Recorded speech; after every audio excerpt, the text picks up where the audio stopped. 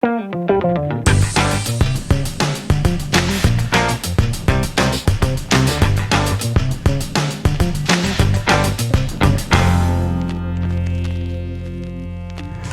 noite, meu nome é Matheus, eu vou falar um pouquinho para vocês sobre a Lei Geral de Proteção de Dados, a LGPD. Vamos começar pelo nosso objetivo aqui. A ideia é falar um pouquinho sobre os assuntos relativos à Lei Geral de Proteção de Dados e detalhar algumas questões sobre a origem, sobre a aplicabilidade, onde ela se aplica, onde ela não se aplica, quais implicações ela pode trazer e tudo mais. Falando um pouquinho da origem da LGPD aí. Ela tem origem basicamente na GPDR, que é um conjunto de normas que foi desenvolvido na União Europeia.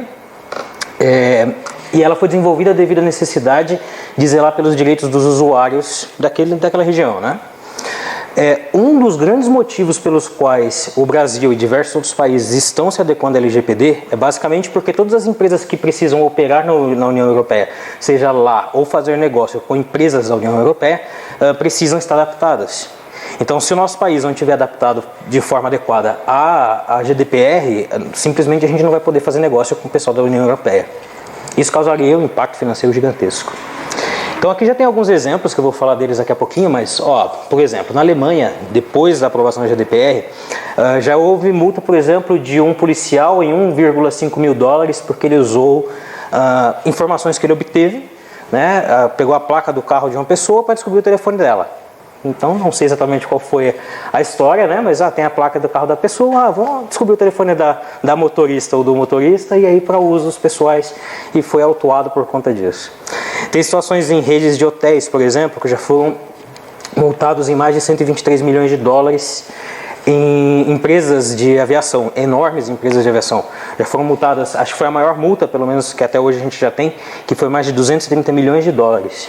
Então aqui nos slides tem todas as fontes, aqui não estou inventando os números, estão todas as fontes das multas que foram originadas aí.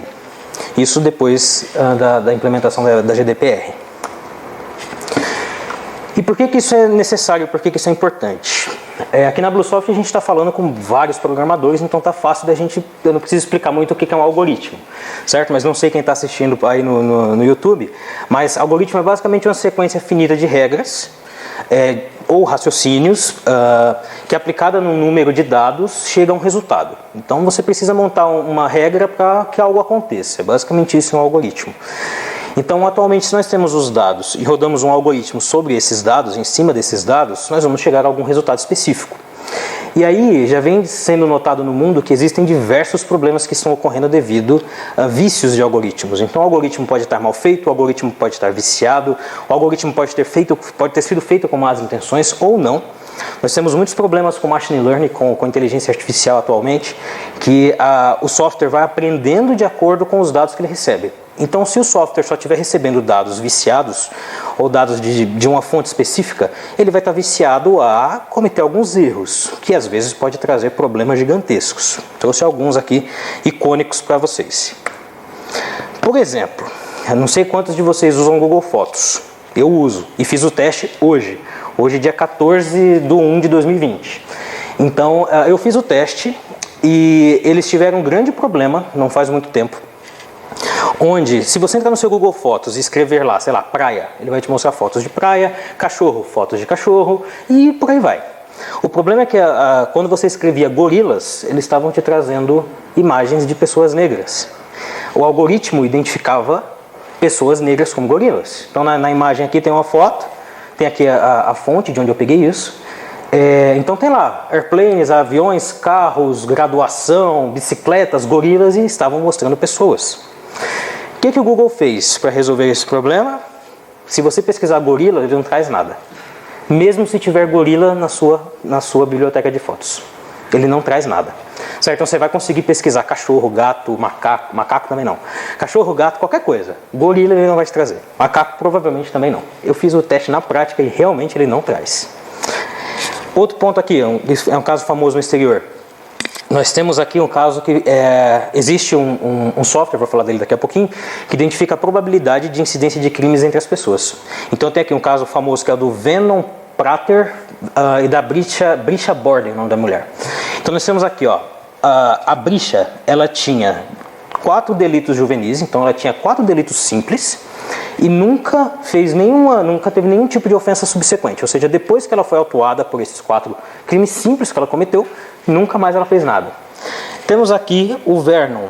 Ele teve 2 assaltos à mão armada, uma tentativa de assalto à mão armada, e depois disso ele teve um grande roubo subsequente. Depois que ele foi autuado por isso, ele também foi autuado por grande roubo.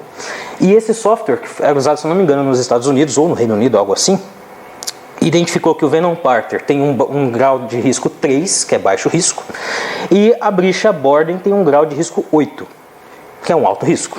Então não gostaria de dizer nada, mas se vocês olharem para a imagem, dá para entender mais ou menos o porquê que ele imagina que a Bricha é mais perigosa do que o Venom. Então é nitidamente um algoritmo viciado, certo? Se for apenas nesses dados que ele se baseia, ele é nitidamente um algoritmo viciado.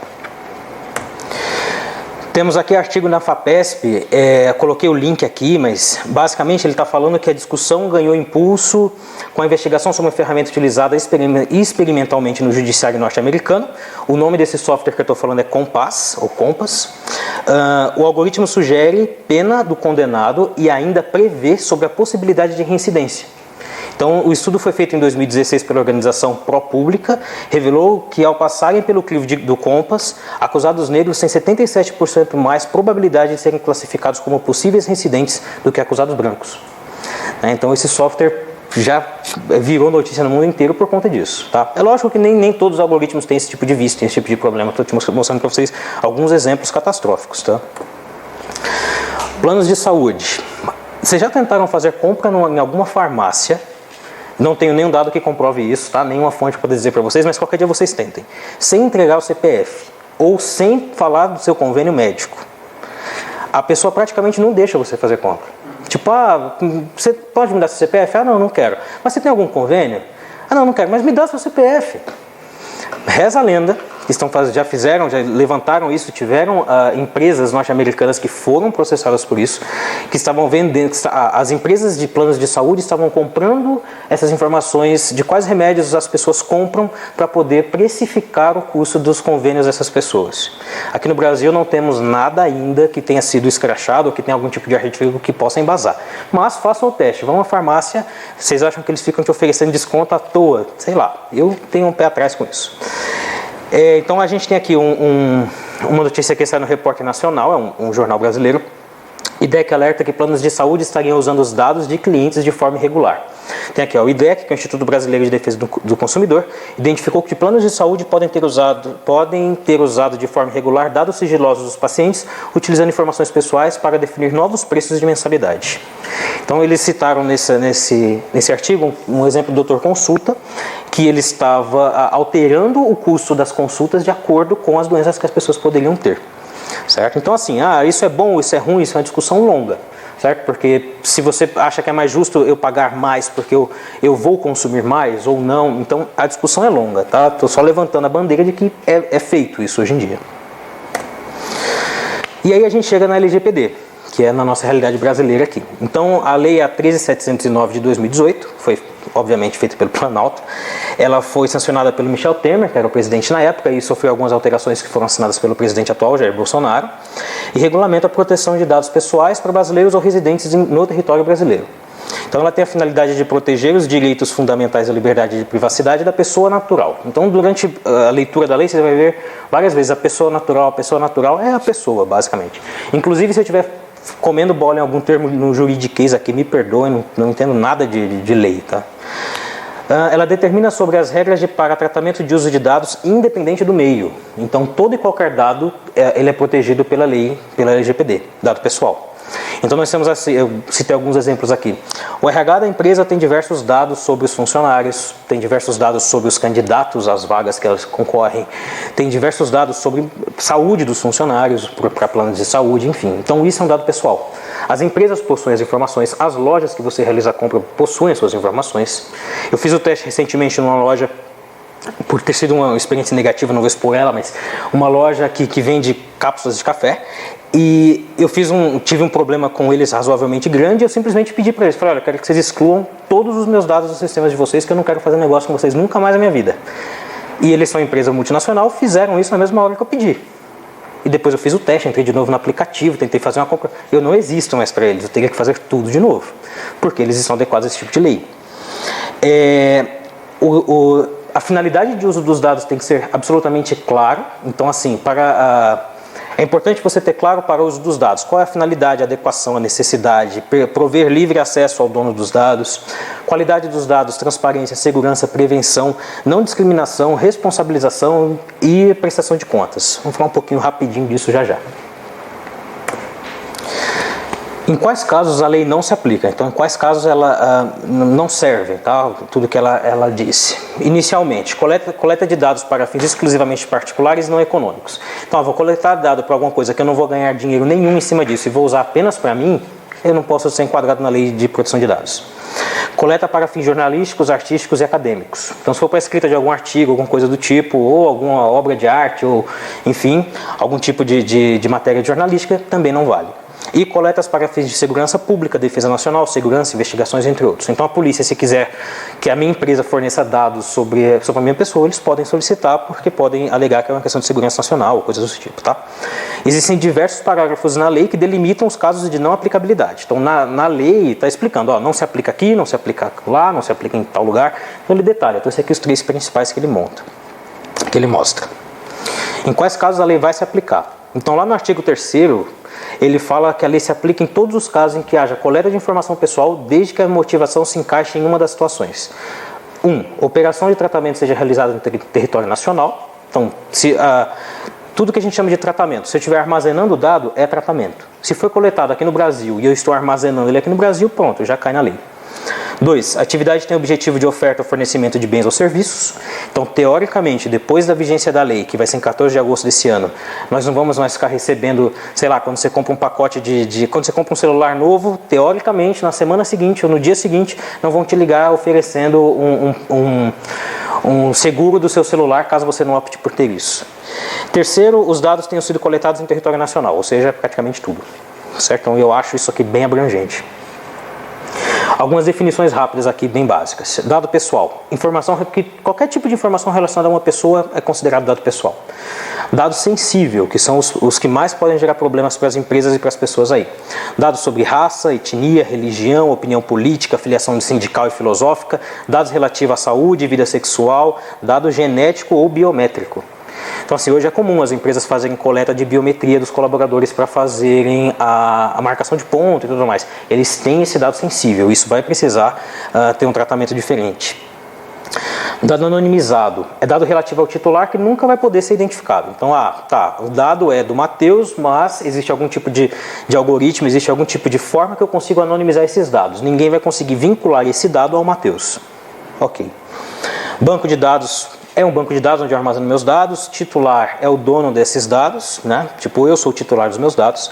Controlador. Controlador é a pessoa que compete às decisões. Então, se a Bluesoft estiver coletando dados sobre o Matheus, a Bluesoft é o controlador, o Matheus é o titular. Operador é a pessoa que faz a manutenção. Quem na Bluesoft vai fazer o tratamento dos dados. Encarregado dos dados é uma jabuticaba que inventaram aqui, que as empresas precisam ter uma pessoa que vai ser considerada encarregada dos dados, porque essa pessoa ela vai ter que ser procurada para qualquer tipo de informação. É basicamente alguém para fazer o intermédio entre o cliente que fizer a solicitação e a empresa.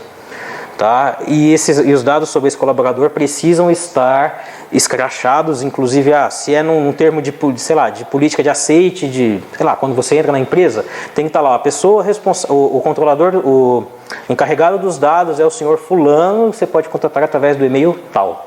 A lei é bem clara nisso aqui. Agentes de tratamento são controladores e operadores, é todo mundo. Tratamento, tudo que é realizado com dado.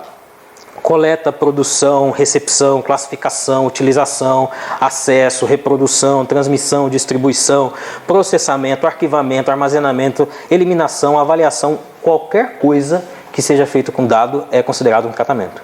Então, se você pega os dados de alguém e faz qualquer coisa com ele, você está tratando os dados dessa pessoa. Se você não tem autorização para isso, você vai poder ser autuado. Anonimização é como a utilização de meios técnicos no momento do tratamento, por meio dos quais um dado perde a possibilidade de associação. Então, no meu caso, por exemplo, vamos anonimizar o dado do Matheus. Então esses dados não pertencem mais ao Matheus, pertencem a um homem alto, forte, certo? Obviamente. Jamais vão chegar em mim com essas informações. Consentimento, manifestação livre e clara para a qual o titular concorda. A lei também é bem clara que não são considerados consentimentos aquele eu aceito sem nenhum tipo de especificação. Eles pedem que nos contratos, naqueles termos, mesmo se for online, eles pedem que tenha uma área separada apenas para falar disso. Então você tem que deixar isso em destaque. Se não tiver em destaque e o teu cliente falar, olha, eu não sabia disso, eu aceitei sem ler, você pode ter problema. Bloqueio e eliminação é quando o cliente vai pedir, olha, eu não quero mais que vocês usem meus dados, elimina tudo aí. Eles podem fazer isso. Transferência internacional de dados, quando eu vou transmitir meus dados para algum lugar. Uso compartilhado dos dados, isso aqui é complexo também. As empresas, quando precisam trocar os dados entre elas. Então, eu preciso de dados do cliente do meu cliente. Isso é transferência de dados. Ele também tem que dar permissão para isso acontecer. Basicamente é isso. A autoridade nacional aqui, que é o último tópico, é um órgão do governo, que eles ainda estão definindo, que por hora está vinculado à presidência da República, mas eu não vejo o presidente da República lá decidindo se isso é um problema ou não, né? Se eles vão resolverem isso na prática, teria que ser assim. É um órgão do governo que vai ser responsável pela fiscalização. Então, quem é que vai cuidar disso? Por enquanto, está dizendo que é a presidência da República. Tratamento de dados só pode ser feito, ou seja, qualquer coisa que vai ser feito com dado pessoal de alguém, só pode ser feito mediante consentimento do titular ou para cumprimento de obrigação legal ou regulatória. Então, por exemplo, eu tenho que fazer emissão de nota fiscal. É uma obrigação legal. Eu não preciso de autorização da pessoa para utilizar o CPF dela, o CNPJ dela, o nome dela para gerar uma nota fiscal, porque isso já tem uma legislação que me obriga a fazer. Quando é necessário para a execução de algum contrato, então se você tem algum contrato e precisa desses dados por algum motivo para executá-lo, você pode. Para a proteção de crédito, as empresas de crédito podem continuar usando os nossos dados. Em caso de acesso público, se os dados são públicos, não são dados pessoais. Certo? Então, por exemplo, um ator não pode reclamar de estar usando o nome dele, porque isso é público. Para transação financeira resultante do uso da prestação de serviços, o tratamento pode ser feito até o final do período acordado no momento do consentimento. Verdade. O dono dos dados pode falar para você, olha, você pode usar os meus dados durante um período de X anos. Depois disso, você não pode mais usar. Após o término desse prazo que for definido, o controlador pode anonimizar os dados ou precisa excluí-los. Tá? Se ele quiser continuar usando, tem que anonimizar. Consentimento. O titular precisa dar o consentimento, isso é um fato. O ônus da prova do consentimento é do controlador. Então, se alguém me acusar de que eu estou usando os dados dessa pessoa de forma indevida, eu tenho que provar que houve um consentimento disso. Então, a responsabilidade é minha, é do controlador. Caso o consentimento seja considerado viciado, o tratamento de dados é vedado. Consentimento viciado, a lei quer dizer do tipo... A forma com a qual você fez com que a pessoa consentisse o uso dos dados dela não é válida. É aquela letrinha pequena lá embaixo no finalzinho do contrato que ninguém lê. Certo? Então isso é que eles vão considerar inválido. Qualquer autorização genérica será desconsiderada. Então, eu aceito utilizar, estou aceitando tudo que você escreveu. Não. De acordo com a LGPD, isso daqui precisa estar muito pontuado. Dados anonimizados não serão considerados dados pessoais. Então, se você pegou o dado da pessoa e anonimizou ele, eu não tenho como vincular o dado à pessoa, não é mais considerado um dado pessoal. E no caso de indivíduo menor de 18 anos, o representante legal que tem que fazer a autorização dessa pessoa não vale. Direito dos titulares. Ele tem que saber a finalidade específica dos dados, para que a empresa vai usar os meus dados, confirmar a existência dos tratamentos. Então, o seu cliente tem que poder acessar os dados dele. Você tem os meus dados? Tá, deixa eu ver os meus dados. O que é que você tem? Ele tem que poder visualizar. Saber como isso é tratado. Então, se você tiver algum cliente que vai pegar no seu pé para falar, olha, como que vocês estão armazenando? Como que vocês estão fazendo? Vocês teriam que mostrar. Poder identificar o controlador e possuir informações. Então, tem que saber quem é a empresa e ter informações dessa empresa. Ser informado se os dados forem compartilhados. Ele tem que poder solicitar exclusão dos dados dele. Ele tem que saber com quem os dados foram compartilhados. Ele pode simplesmente revogar, tipo, olha, você não tem mais o meu consentimento para usar isso. Mas você me falou que eu poderia usar por 5 anos. Falei, mas agora eu estou desfalando. Usando aqui o termo bem esdrúxulo, tá? Esse ponto aqui é importantíssimo. Receber os dados em formato simplificado imediatamente quando solicitado. Então, a partir da vigência da lei, se o seu cliente disser, olha, eu quero ver todos os dados que você tem meu. Então, você precisa mandar os dados simplificados para ele, são os dados básicos, de forma imediata. Isso seja via correio, seja impresso, seja via web, via e-mail, onde você quiser. ou após 15 dias do formato completo. Tentem fazer isso no Spotify de vocês. Eu fui chato a ponto de ir lá e procurar, ver onde é que está e tem. Então eu quero dar uma olhada nos meus dados. Ele me mostra meus dados básicos de cadastro, nome, telefone e tal, os dados que eu coloquei lá. Eu quero ver os meus dados completos, quais são as playlists que eu tenho, quais são as músicas que eu uso. Eles me mandaram um e-mail pedindo um prazo, falaram, dentro de X dias a gente te envia, e me enviaram um e-mail com o arquivo lá depois. Certo? Então isso já está funcionando por aí em muitos lugares. Ele tem que receber esses dados completos em até 15 dias, tá? Os meios não são especificados na lei, então pode ser impresso, pode ser via eletrônico, tanto faz. O importante é que envie. E os dados pessoais não podem ser usados em seu prejuízo. Então, teoricamente, o meu dado não pode ser usado contra mim, certo? Apenas meu benefício. Aí é bem, né? Fica bem vago o que seria em prejuízo ou não. Aí a conversa vai longe. O controlador ele responde solidariamente pelo problema com os dados. Então, se eu passei os meus dados para a Bluesoft e tive algum problema com esses dados, mas não foi a Bluesoft, foi a empresa X. Olha, mas eu passei para a Bluesoft. Certo? Então, a pessoa que recebe os dados é quem vai ter esse problema, tá? Só não vai ter punição nos casos em que a empresa conseguir provar, olha, eu não tratei os dados dessa pessoa, isso não existe. 2, nos casos de tratamento, provar que não houve violação do que foi combinado. E que o dano causado é de culpa exclusiva do titular. Então, o titular fez alguma coisa lá que deixou todo mundo sabendo e pode ser que eu não tenha tido nada a ver com isso. Os mesmos dados que ele passou para mim, passou para 200 mil pessoas. Se a gente conseguir provar isso, beleza. Quais seriam as sanções? Quais seriam as penas, né? Advertência com indicação de prazo para adoção de medidas corretivas. Então, aquela coisa, se foi advertido, você vai lá e corrige, não tem nenhum custo financeiro, nada disso.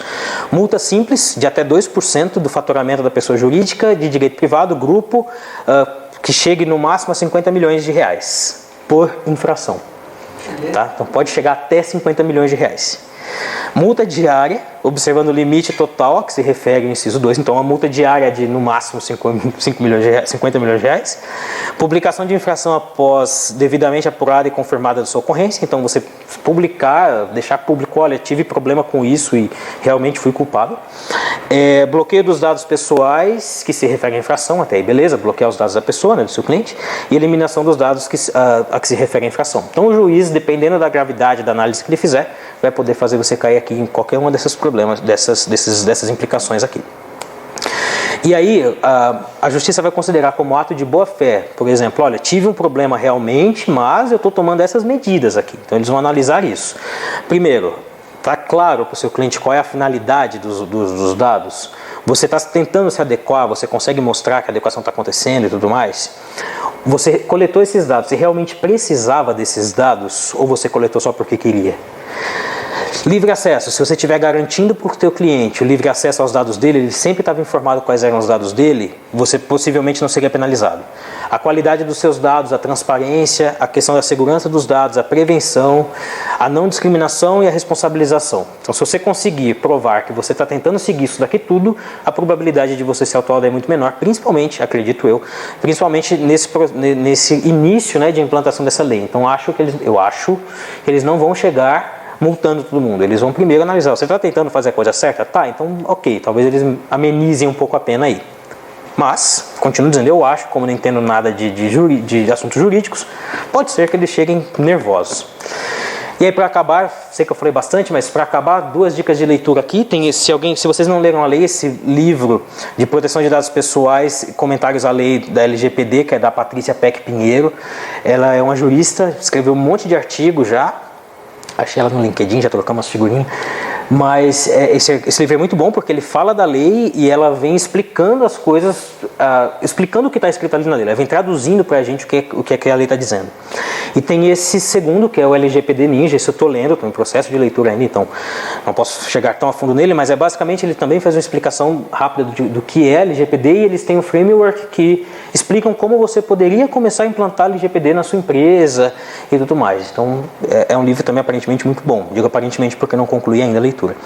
E aqui a gente tem a SERPRO, que é um link direto do governo, né, que é um link da Presidência da República, que é um site super atualizado, foi inclusive uma dica do Renan, que me passou, é um site super atualizado, tem sempre informação atualizada sobre a LGPD, então para quem se interessar, fica aí as dicas de leitura ou de acessos. Ok?